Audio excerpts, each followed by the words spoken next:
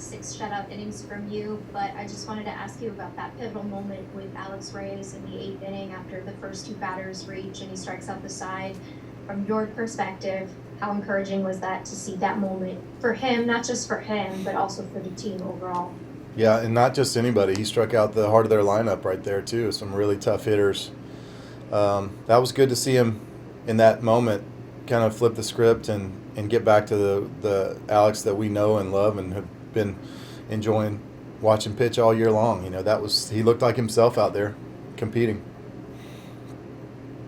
Your competitor today, Rich Hill, called today AARP Day, fellow 40-year-old pitching today. But from someone like you who is still continuing to be effective at such a high level, do you have a respect for him and squaring off against him today as far as his longevity in this game as well? Yeah, he's got a better fastball than me and potentially a better breaking ball too. So he's 41. Is he a full year older than me? When does he turn 42? Do we know? Next March. Next March. He's yeah. a full year older than you. Yeah, he's impressive. And he got started later.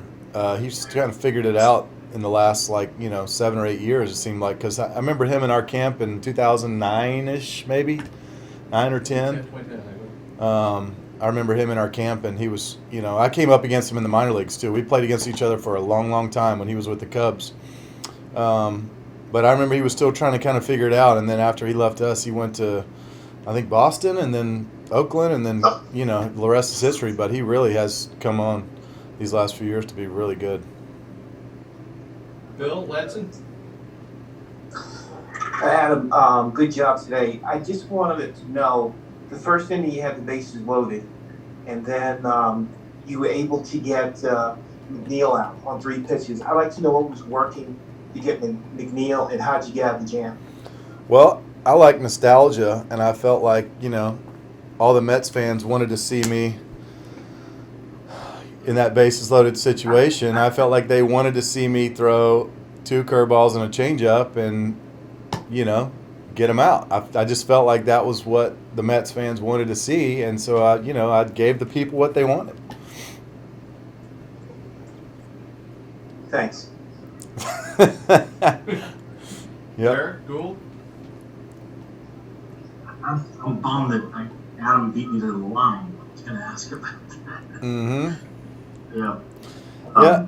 To answer his question, he's a very tough hitter. He's a very, very tough hitter, and I don't know. I felt under control in that situation. The 2 guys before him are Alonso and Baez are both very, very dangerous, and I pitched them very careful, and I pitched them. I threw some really close pitches, and they just didn't offer, which is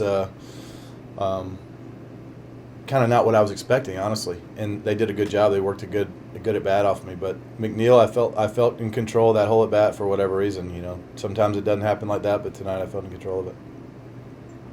But the people wanted it. The people wanted it. I could feel the Mets fans. They wanted to recall that moment, and they wanted to be back in that moment. I just know they did. Adam, are you saying you felt 25 again? Yeah, minus about 4 or 5 miles an hour, but yeah.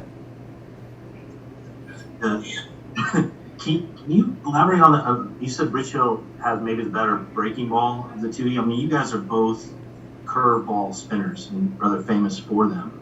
Is that a guy that you've watched spin curveball? Did you guys talk curveball in spring training? No, I mean, I think he's just, he's very different. Obviously, being from the left side, he's pitching. His curveball starts in the other dugout almost, and works back to the corner, and then sometimes they'll bring it into you, and it just is we do something similar, but he throws his fastball up in the zone a lot more than I do. He's got a lot more hop on his 4-seamer than I do. We pitch differently, but still kind of curveball artists. Did it feel like a play? I mean, you've pitched a playoff game in Queens with everything at stake, with so much at stake for you guys. Did that have that feel here? No, not the full house, but Yeah, a little did it bit. have- It did a little bit. I mean, all these games are just so important. It feels like a playoff game because we got to win all of them. I think, and we have to have that intent that we'll go out and win all these games. We can't have any slip ups the rest of the way. We've got to go out and play really good baseball down the stretch against a lot of very good teams, a lot of teams that are in the hunt or already in the playoffs we're going to face. And so we got to bring our best every night, no doubt about it, just like a playoff series.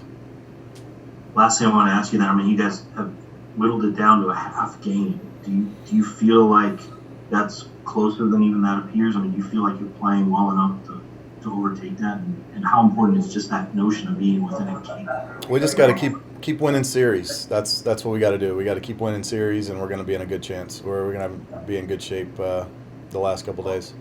If I know us, though, we like to, whether we win 100 games or we win 90 games, we like to bring it down to the very last day of the season before we know anything. It's just how we roll. Katie Wu?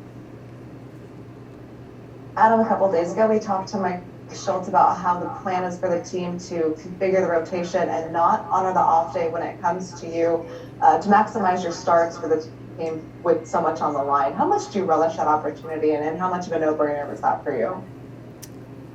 A no-brainer to accept the challenge, but we have a lot of very accomplished pitchers, so I don't take that lightly, but I do feel real good about that. I mean, I got home and my wife Jenny was asking me when I was going to pitch, and I told her the rest of the way I'm on 5 days, and she looked at the calendar and she was like, "Wait, that's got to make you feel good, huh?" And I was like, "Yes, it does. A little bit, it does."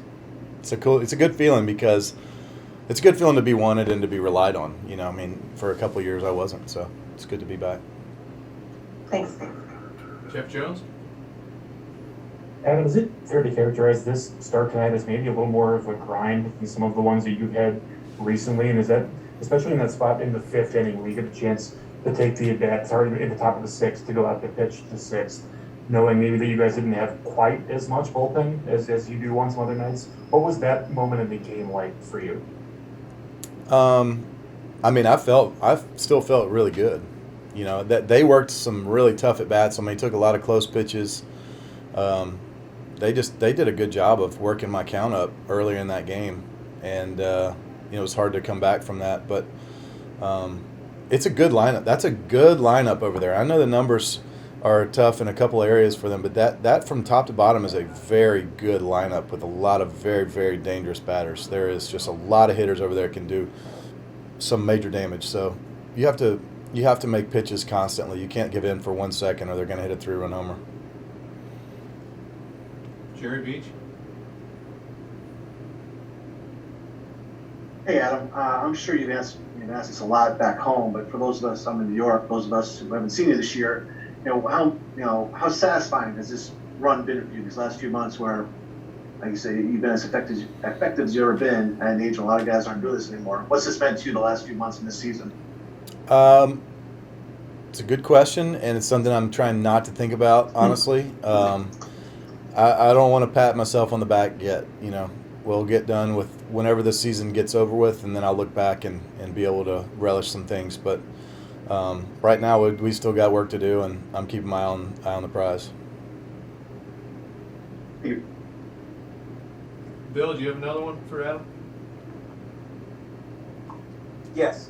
I want to ask you, how bad did you feel about Junior Valentine, the first base umpire who got hit in the face? Yeah, that was loud too.